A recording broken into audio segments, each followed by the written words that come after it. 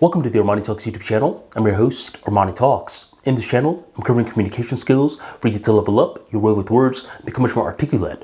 In today's episode, I'm going to be describing the golden ratio to you.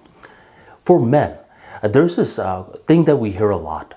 The older generation, they're like, back in my days, the people that were considered good looking were these guys with big arms and a big chest. And when I think of a body type like that, I think, yeah, that's a decent looking body, old man. But in our generation, we follow the golden ratio. And whenever you bring up this phrase, the golden ratio, you'll see a lot of nerds come in.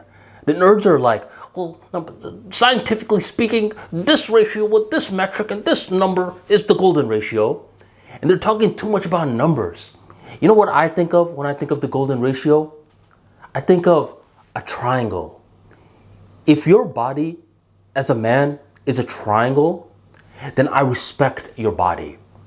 And what do I mean when I say triangle? I mean you have these broad shoulders. You have beautiful lats. And those beautiful lats lead to a small waist. Broad shoulders, lats, and a tiny waist. That forms a triangle. And when you have a body type like this, I kid you not, opportunities open up. You could have a bad looking face, but if you have the golden ratio, you have that triangle physique, this is our generation's version of what our parents' generation liked. You know, the parents' generation, they like the big chest, muscular arms. Our generation, we love that triangle. Women like it, and men will respect you for it because it requires effort, but it's attainable. It's not one of these things that you need to be genetically gifted for. You just need to go to the gym consistently for a long duration of time. You need to do pull-ups, you need to do bicep curls, you need to take your diet somewhat seriously. And from there, that triangle will form.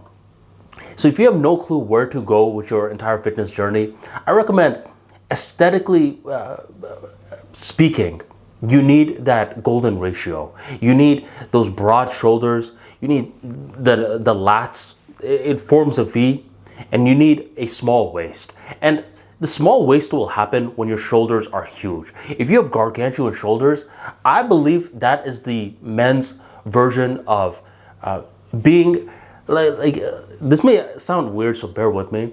But let's say you're a really curvy woman. Guys will always be like, whoa, what's up with that? You know, that's a good looking body for a lot of men. Men like to see curvy women, not fat women, but curvy. And the flip side is if you have big shoulders, women will always look at the man and be like, whoa, what's up with that? It just pops out. You don't even have to think about it. You just notice it. You're like, whoa, what's that? So that's the parallel, I would say. If you have broad shoulders, automatically your waist looks slimmer. So I recommend if you have no clue what to do in terms of looking aesthetically pleasing, go for that golden ratio. Don't let the nerds confuse you. Just build that triangle.